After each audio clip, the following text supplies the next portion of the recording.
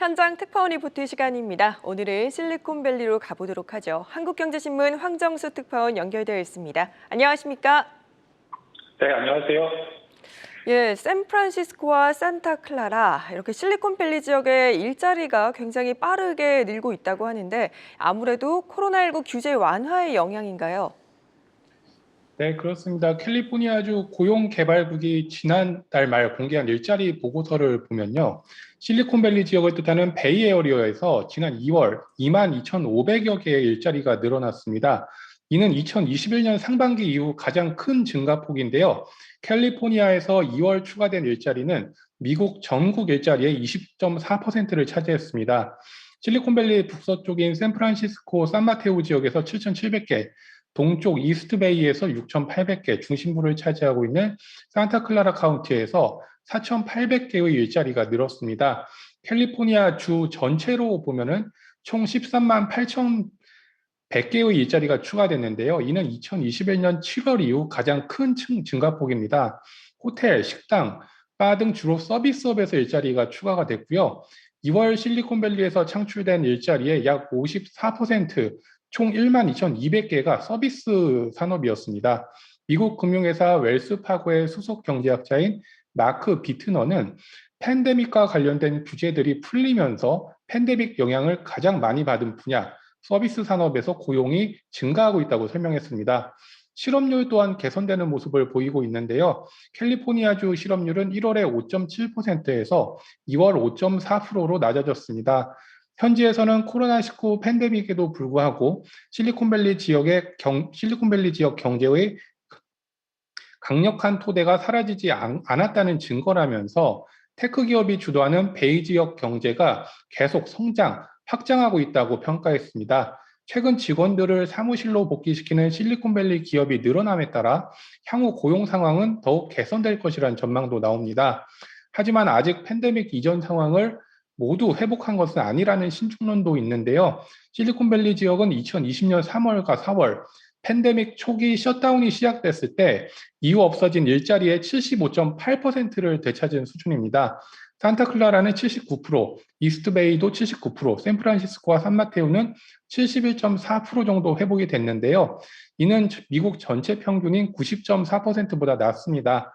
또 연간 7.9%에 달할 것으로 예상되는 물가 상승률과 금리 인상 등으로 일자리 증가세가 계속 이어지지 않을 가능성이 있다는 경고의 목소리도 나오고 있습니다.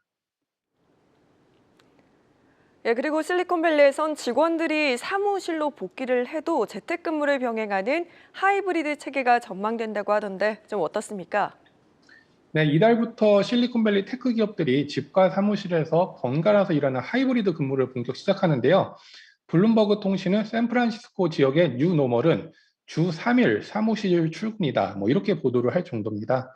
구글은 오는 4일, 그러니까 현지 시간으로 4일부터 실리콘밸리 마운틴뷰 본사와 인근 지역 사무실 소속 직원들을 대상으로 일주일에 3일 사무실로 출근하라고 했습니다. 애플도 오는 11일부터 직원들의 사무실 복귀가 시작이 되고요. 일단 주 1일 사무실에 나오는 것을 시작으로 해서 5월에는 최대 주 3일 사무실 근무를 추진합니다. 메타 플랫폼 트위터는 이미 지난 3월부터 희망자에 한해서 사무실 출근을 허용하고 있습니다. 마이크로소프트도 비슷한 상황이고요. 하이브리드 근무 체계를 도입하는 이유는 재택근무와 사무실 근무의 장점을 결합하기 위해서인데요. 재택근무는 출퇴근 시간 낭비가 적고 개인 시간을 좀 더 자유롭게 쓸 수 있는 장점이 있습니다. 하지만 팀원과 의사소통이 잘 안 되고 직원들의 외로움이 늘어나는 등의 단점도 지적이 되는데요. 하이브리드 근무를 통해서 이를 보완하겠다는 겁니다. 직원들도 재택과 하이브리드 등 유연한 근무 체계를 좀 더 선호하는 것으로 파악이 되고 있습니다. 구글이 설문조사 업체에 의뢰를 해서요. 작년 9월부터 10월까지 세계 12개국의 전문직 종사자 1,200여 명에게 근무 형태에 대해서 질문을 했는데요. 응답자의 77%는 3년 안에 자신이 일하는 업종의 대부분 조직에서 하이브리드 업무 모델이 표준 관행이 될 것이라고 예상을 했습니다. 하이브리드 근무의 가장 큰 과제는 사무실에 나온 사람과 집에서 일하는 사람이 회의나 협업을 하면서 이질감을 느끼지 않도록 하는 건데요. 집에서 일하는 사람을 화상회의로 연결해야 하고 마이크 시스템이 잘 작동하는지 등도 확인해야 하고요. 또 문서 등을 실시간으로 보며 바로 협업이 가능한 시스템이 필요하다는 겁니다.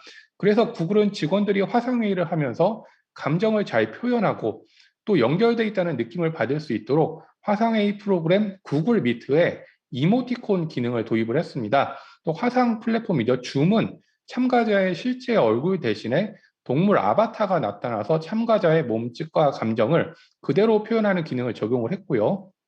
그 다음에 HP는 영상 및 화상 장비 전문 업체 폴리를 최근 17억 달러, 우리 돈으로 2조 원에 인수를 하면서 하이브리드 근무 관련 하드웨어 시장을 공략하고 있습니다.